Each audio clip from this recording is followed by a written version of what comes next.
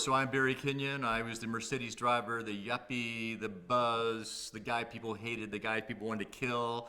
I was that guy, the Mercedes driver. And could you tell the girls at Misty High just to leave him alone? Got it, and I believe it. So, I didn't get into grad school. I was on the wait list. So that was when GQ magazine was out and popular, so I became a model. So I traveled the world. I was doing that. I came back from Milan, flew into Dallas, my parent agency, and they said, hey, there's a movie, Chainsaw 2, being filmed in Austin. They're casting it. Get on a plane and get down there. And so, never acted ever in my life. Long story short, went down there and got the part. X, let's get Stretch a call and see what she says. What kind of name is Stretch? No. So it was me and the casting director at first, right? And afterwards, we both looked at each other and I said, hey, should I go ahead and get on an early plane back to Dallas? Because this was a different situation. Typically, when you go and audition, you get a call back the next day or the following week or 2 weeks, But this was like the call back was that evening, right? So if you read the lines and everything worked out, you were going to come back that evening. So I think, I looked at her and said that, and I think she didn't know either. She didn't know what to make of me. And so she goes, hang around. So, but not in a very happy tone, right? So. It was the shame. So I had never seen Chainsaw 1, so I saw that first off. And, you had the script, and so I didn't know how to really prepare except read lines, right? So that's what I did, and I prepared that way. And from all the senior boys at Wheeler High to all the senior girls who are so stuck up, while you're on the road to nowhere. They did a head cast the day I got the audition. So the day I auditioned, I got the part, and I got a head cast by Tom Savini all in one day. All in one day. No, it was like I had straws up my nose, the whole thing. That's how I met Tom, and I knew Chris, he got the part too. So we all kind of know each other. It was a good start, right? I was back on the plane going to Dallas, buying people drinks, going, hey, I just got a part in a movie. First off, I'm jerking that car around, right? And so I happened to see the first James Bond movie recently. And there is, what's his name? Who's the guy? Sean Connery. He's doing the same thing, right? That was his first movie of the Bond film. The second one I saw, now he's like this. So maybe if we shot it again, I'd be more calm with the steering wheel. But no, it was, the whole thing, I would say a week and a half or something like that, but the night scene all had to be reshot. So we went back for another week, maybe 2 months later, and reshot the entire bridge scene. I think the film in the can was bad. I mean, that happens a lot. Just bad management, bad film, bad something. I mean, it was good for me. I think it was my agent saying, hey, you got to go back out there. They got to reshoot it, right? And, I'm going like, oh, do I get money again? That's what I'm thinking. Because, I was young, no money, living off credit cards in Europe. And, it was a good time back then. And so yeah, I was like, absolutely, I'll be back. Yeah. So I met Tobe Hooper and Kit Carson along with the casting director when I came back in that evening, right? So that's when I saw and met all those guys. We are on our way to the biggest party of the world. I have to say I didn't really know who Tobe Hooper was, right? Until, again, I started practicing my lines and things, started researching who was going to be in the film. Dennis Hopper, wow, okay. Tobe was he was a giant. He was a general on camera or on set. I mean, he walked the talk. He was a very silent guy. He, when he gave direction, it was concise. He listened. I was an actor, wasn't even an actor then, and I was giving him direction on what I'd like to do, and he actually listened and said, okay, right, which is big. So yeah, I mean, he always had a cigar in his mouth, of course, I went to the Austin where the big scenes, the sets were. I didn't really go in. I was invited in, but I was hanging out, talking to the crew who I'd met, on set. I didn't get to know really any of the actors. I saw Dennis Hopper sitting in a chair. I was too nervous to go say hi to him. Yep. Because I saw they were filming, the Mercedes had crashed. We'd already crashed the bridge, and so they were filming that daytime scene first. And so that's when I got a glimpse of him. We locked eyes, and then I just kind of like took off. But I saw him one time coming back in from a night shoot, and he was sitting with Tobe and Kit Carson, like in a little, the hotels we were staying at, some little breakfast place. But Dennis Hopper had a glow about him because he was not drinking anymore. He was off the cocaine, and he looked fantastic. And that's probably why I was nervous, right, to even go say hi to him. I mean, he had that thing about him. Boys, you Never should have been doing this. He was Hollywood. I mean, he was like, you know, he was the cool guy who knew Nicholson and all the cool cats in Hollywood, right? Now he was big. He was huge. I was a rookie, right? And so I was learning on the fly, and seriously learning on the fly, because on the daytime scenes, Kit Carson comes over and says, "Hey, I have some new lines for you." And so, you know, lines were always a problem for me, and so that was like, you know, sweat immediately and down my brow, but it all worked out. I mean, I think, you know, as far as the acting is reacting sometime, and as far as the bridge scene, I mean, it's a scary bridge, right? And we were doing some scary stuff with stunt people, so that wasn't too hard, you know, as far as an actor goes, I would think. He was my partner in crime, and we got to know each other through Dallas, and now he lives in Palisades, I live in Malibu, so we live in the sister cities, we have lunch sometimes, and we were invited to something recently, and he couldn't go, so I went, and and so, yeah, we keep in touch, and we're friends, yeah. Palisades, Malibu, I mean, you can't beat it living in LA, right? There's no question. So, very, very, very grateful.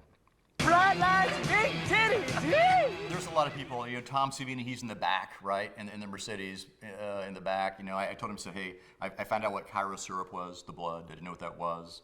And I said, is it cold or hot? He goes, well, it's cold. And I said, no, make it warm, come on. I mean, I gotta be authentic here. So, I was acting like an actor before I acted, right? So that was happening, big crew. The second time we went back, people got hurt.